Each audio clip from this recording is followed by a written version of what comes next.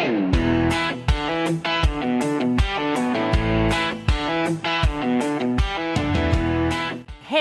I'm Connie. Welcome back to the Chicken Insights podcast, where we help you raise strong, healthy backyard flocks with confidence. I'm here with Tina. Today we're talking about 5 common spring chick mistakes that can actually lead to early losses, especially for beginners. Yeah, this is one of the topics where a few small setup issues can make a big difference. All right, let's get into it. What's one of the biggest mistakes, Tina, that you see people make right after their chicks arrive? One of the biggest things that I do see is not looking at our care guide ahead of time and knowing what temperature and just the basic beginning things that you need to know to get those chicks in the brooder. So the most important thing is definitely have the brooder ready prior to the day that you're going to get them. As a matter of fact, prior to them actually hatching and shipping, everything should be good to go.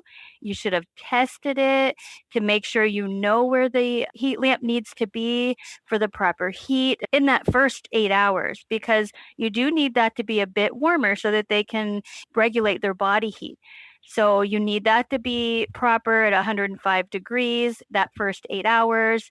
And then the water needs to be nice and warm, almost equal to that. And just having things ready to go. You want to make sure you have the proper water container, not just a bowl, things like that, because you don't want those chicks getting wet. And it just helps them because they've just gone through this big journey and they need that brooder waiting for them.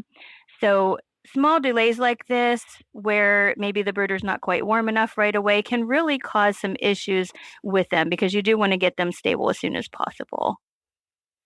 Yeah, that's the biggest one, is honestly just not being ready when your chicks show up. Mm-hmm.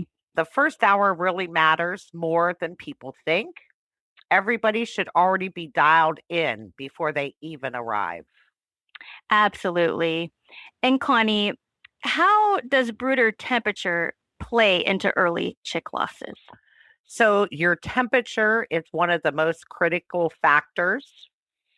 If you do not have the brooder set when the chicks arrive and it is too cold, Mhm. you'll notice they pile up, and Mhm. this can lead to them getting chilled and dying. Right. Then, if you don't adjust the heat lamp correctly and if it's too hot, this causes stress and dehydration. Right.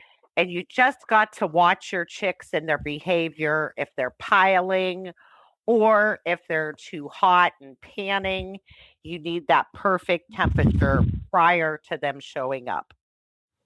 Absolutely. Right. And chicks will tell you pretty quickly if something's off. You just have to know what to look for, like you mentioned about the piling up and so on. Okay, so Tina, what are some common brooder setup mistakes that causes problems also?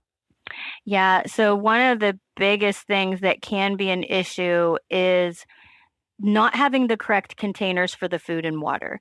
And what I mean by that is a lot of people don't realize that they need a specific water vessel, especially, and they'll put a bowl of water in there or a little low saucer. And that's not a good idea because you don't want them walking on that and getting wet. That can cause them to get sick really quickly.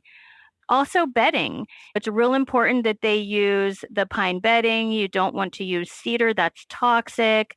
It could cause death because of the cedar specifically, as well as things like, newspaper, puppy pads, especially the puppy pads. They are toxic, especially when they get wet from water spillage or excrement or something. That's going to release toxins, and that can, obviously cause some issues there. And then it's also harder on their legs. It's harder for them to walk. It's actually easier for them to walk on the pine shavings.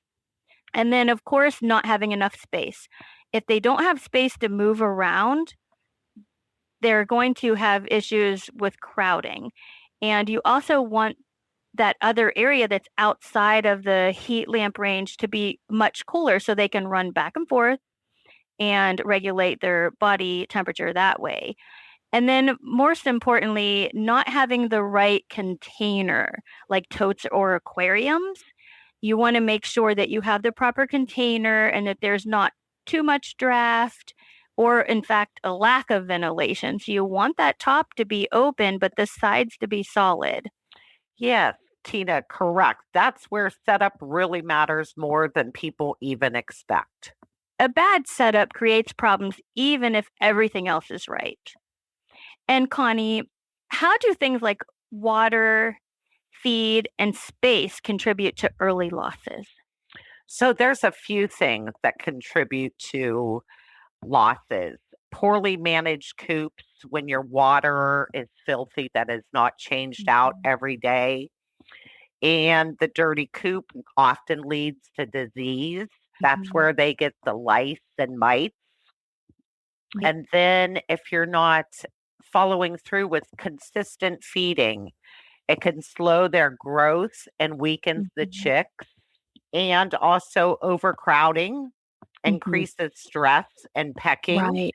If there's too many in the coop or the run, a lot of people call and report that the chickens have no fur or feathers on their butts. And that Right. is from being overcrowded. Yes. And then you have to be clean. Consistent routines make a big difference. Yeah, this is the stuff that seems small but adds up really fast. Right? It's usually not one big mistake, it's a few small ones stacked together.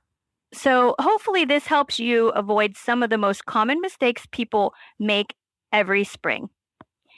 If you can get your brooder right, stay consistent with care, and pay attention early, you're already ahead. Yeah, absolutely. Most early losses are preventable with just a little planning and awareness. Thanks for listening. We'll see you in the next episode.